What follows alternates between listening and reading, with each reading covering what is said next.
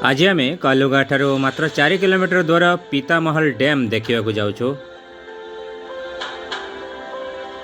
आमे समस्ते जानिथिबा जे आनिकट बैरेज एवं डैम एमती विभिन्न नाम सब शुणिथिबा।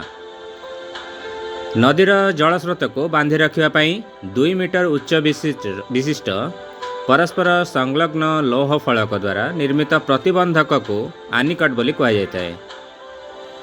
जेतेबेले कि आनिकट ठारू अधिक उच्चता विशिष्ट लौह फलक संयोग निर्मित प्रतिबंधक को बैरेज कहा जाता है।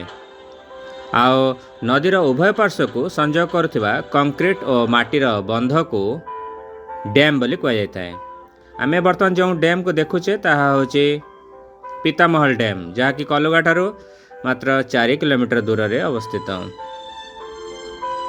यही डैम रो केनाल करा जाए स्थानीय चाष जमी को जलसेचन करा जाउची।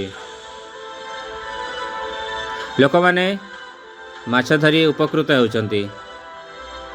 आवरी मध्य अनेक उपकार ए डैम द्वारा स्थानीय अंचल लोक माने लाभ करुचंती। प्राकृतिक परिवेश रे भरा एही स्थान वर्षा दिने शीत दिने बहुत सुंदर लगे। शीत दिन एठा को लोक माने पिकनिक पई आसी थांती, वन विहार पई आसी थांती। वर्षा दिने यह घंच जंगल रे परिपूर्ण हो जाए।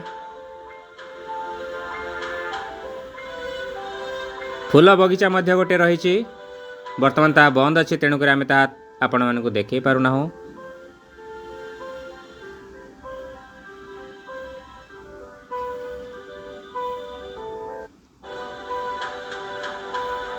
खरा दिने सकाळ एवं संध्या समय रे मध्य आमे ए स्थान को आसी एहर सौंदर्य को उपभोग करि परिबा। कारण सौंदर्य तृप्तिर अवसाद नहीं, जेते देखुथिले नुआ दिसुथाई।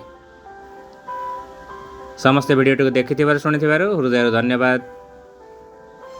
नमस्कार।